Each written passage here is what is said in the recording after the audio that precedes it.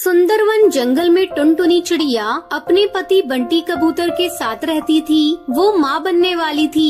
एक दिन वो बंटी से कहती है, बंटी, मेरा मन गोलगप्पे खाने का कर रहा है, तो तुम कहीं से गोलगप्पे लेकर आओ मेरे लिए।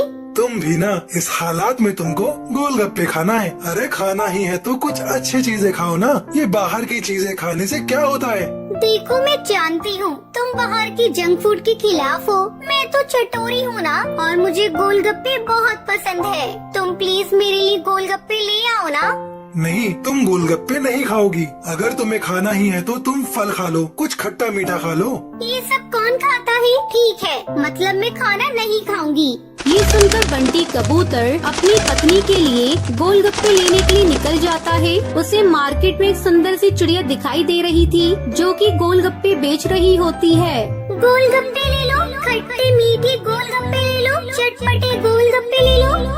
बंटी उस चिड़िया के पास जाता है और वहाँ से गोलगप्पे खरीद कर ले आता है और टुनटुनी को दे देता है। टुनटुनी खुशी खुशी गोलगप्पे खाकर सो जाती है। रात को अचानक टुनटुनी के पेट में बहुत तेज से दर्द उठता है। वो दर्द से चिल्लाने लगती है। बंटी उसे हॉस्पिटल लेकर जाता है। आई एम रियली सॉरी, हम आपके बच्चे को नहीं बचा पाए।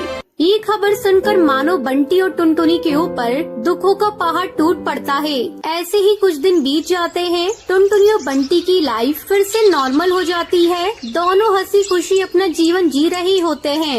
ऐसे ही एक रात दोनों पति पत्नी आराम से सो रहे थे। तभी टुनटुनी के पास एक भूतिया चिड़िया की आत्मा आती है, जिसे देखकर टुनटुनी बहुत डर जाती है। बता, कब छोड़ेगी तू मेरे प्यार को, मेरे बंटी को?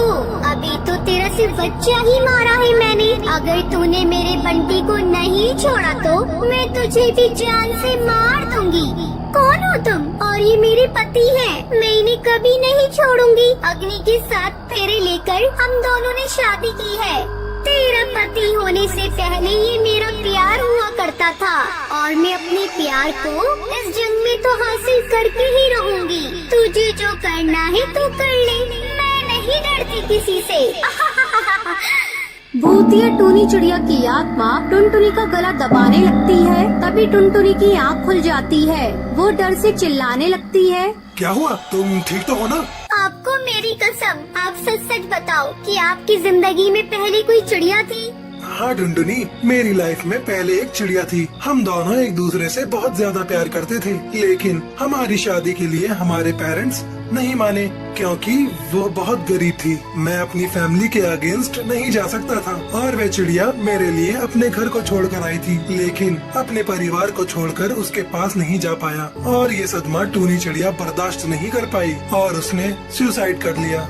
आपको पता है ये सब मैं क्यों पूछ रही हूँ? क्योंकि वो भूतिया टोनी चिड़िया की आत्मा आज भी आपसे प्यार करती है, और वो मुझसे सपने में आकर अपनी आप बीती बता रही थी, और वो मुझसे ये कह रही थी कि अभी तो उसने सिर्फ मेरा बच्चा मारा है, अगर मैंने आपको नहीं छोड़ा तो वो मुझे भी मार देगी।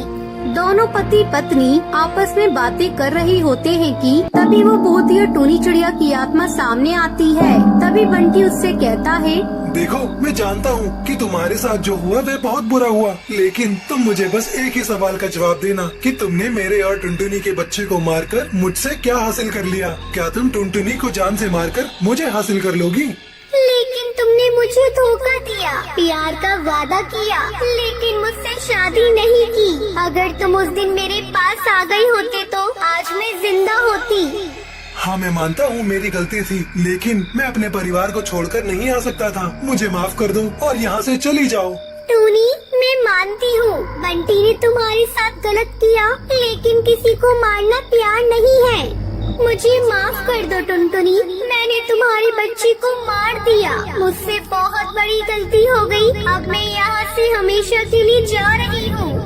ये कहकर भूतिया टूनी चिड़िया की आत्मा वहाँ से चली जाती है। ऐसे ही कुछ दिन के बाद बंटी अपने घर में हवन कराता है, ताकि बाहर की कोई भी शक्ति उसके घर में ना आ सके। इस तरह बंटी और टुनटुनी एक साथ खुशी खुशी रहने लगते हैं।